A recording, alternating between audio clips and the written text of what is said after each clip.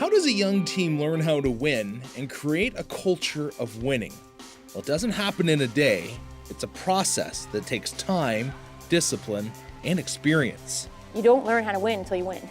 So you can tell these girls all these things and have these plans in place and have all these conditioning workouts and have these practices, but if they don't go out there and get the results in the game, it's really hard for them to go into a game knowing they're going to win. The foundation of change has to be repeated and represented daily. Enter Team 10. 10 standards that serve as a daily reminder of where the Lady Flames want their lacrosse program to be, not just on the field, but also off. These 10 things cover everything we're asking them to do. We're gonna go draw. It's been so great because it's so concise that we can talk about it every day. We can go back to it all the time. Like, they know what the 10 things that we're asking them to do are. And I think one of the greatest things that I've learned through this process is it's helped them be more aware.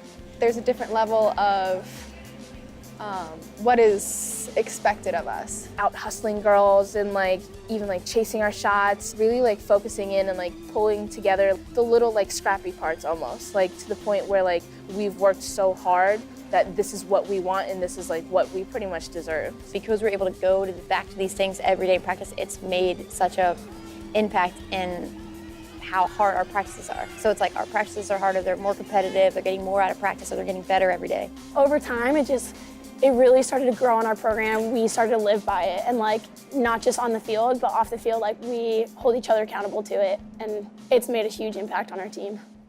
Out of Team 10, the one that has made the greatest impact and is dispersed throughout the other guidelines is being a good teammate.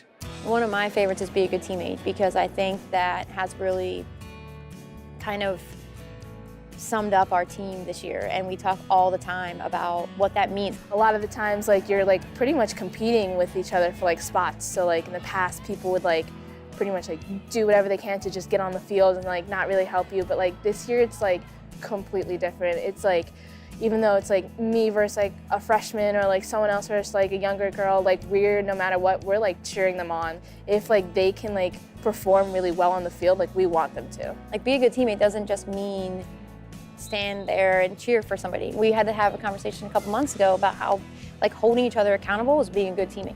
So I might be getting after you in practice, and you may not like it, but I'm being a good teammate because I'm holding you to a standard. Sometimes all a teammate needs, all I would need in a specific moment would just be another one of my sisters, whether she starts or not, just saying, hey, I know you can do better in that moment, so I'm gonna do my best and keep you on your toes as well. We've set each other to higher standards than we have in years past. It creates a better culture. We know the potential that we have in each other, and Team 10 brings that out.